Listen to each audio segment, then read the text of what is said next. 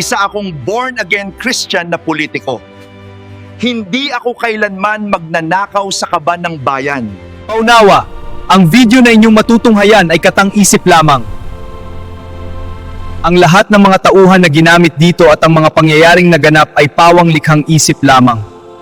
Kung mayroon man itong pagkakahawig sa tunay na buhay, sa tao na bubuhay man o namayapa na, ito ay hindi sinasadya, bagkus ay nagkataon lamang. Ang kwento natin ngayon ay tungkol sa isang politiko, isang professing Christian, at anak ng isang kilalang pastor.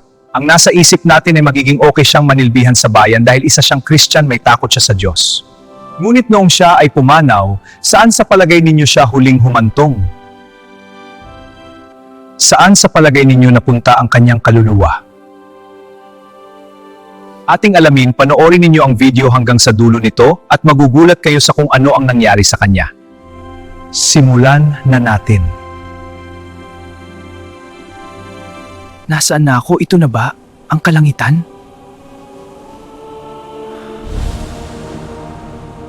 Noel, the Christian politician. Yes, ako si Noel, isang politiko, a Christian at anak ako ng isang pastor. Narito ang talaan ng iyong buhay sa lupa, Noel. Marami akong natulungan. Gumawa ako ng mga batas para sa mahihirap. Naglingkod ako sa bayan at sa Diyos. Ngunit mayroon ka atang nalilimutang sabihin, Noel. May ginawa kang palihim na katiwalian na akala mo ata hindi ka makikita ng Diyos. Hindi totoo yan! Lahat naman ay gumagawa niyaan. Bahagi lang yan ng sistema. Ngunit ipinahayag mong ikaw ay lingkod ka mo ng Diyos at anak ng pastor. Pero palihim kang namumuhay sa kasinungalingan at katiwalian. Nangaral din naman ako sa aming iglesia. Marami akong inakay sa Diyos. At habang ikaw ay nangangaral at gumagawa ng batas, lihim mong binubulsa ang hindi sa iyo. Nagbibigay ako ng tithes at offerings. Malaki ang tinulong ko sa iglesia. Hindi ako naging maramot. Hindi nabibili ng anumang halaga ang kaligtasan, Noel. Sinasabi mo bang tunay mong nakilala at tinanggap ang Panginoon? Naglingkod ako sa Diyos kahit na paano. Gumawa ako ng kabutihan sa kapwa ko. Marami ang magsasabi sa Diyos, Panginoon, Panginoon, pero hindi sila kikilalanin ng Diyos. Kinalulungkot ko ang iyong pangalan ay hindi nakasulat sa aklat ng buhay. Hindi maaari ito. May pananampalataya ako sa Diyos, naniniwala ako sa Kanya. Anak ako ng pastor at nangaral din naman ako sa mga tao sa lupa. Ang Diyos ay tumitingin sa puso, Noel, at hindi sa iyong mga ginawa o nagawa. May akala kang hindi makikita ng Diyos sa mga palihim mong ginagawa. Ano ito? Para saan ito?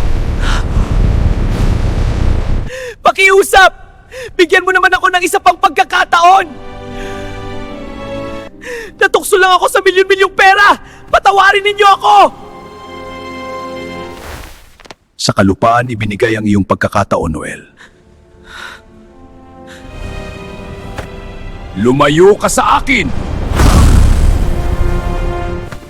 Ikaw na gumawa ng katampalasanan! Hindi tinda! Ang mga tunay at totoong matuwid ay papasok sa buhay na walang hanggan.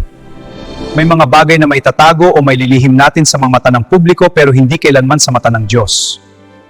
May mga taong nagsasabing sila daw ay mga Christian sa nguso pero hindi sa puso. Maaari nating malinlang o maloko ang ibang mga tao pero hindi kailanman ang Diyos. Maraming tukso sa mundo na kailangang paglabanan ng mga tunay na Kristiyano. Ating pakatandaan, walang kasalanan o makasalanan ang makakapasok sa kaharian ng Diyos. Manatiling humingi ng kapatawaran mula sa Diyos, magsisi at magbago patungo sa katuwiran at kabanalan.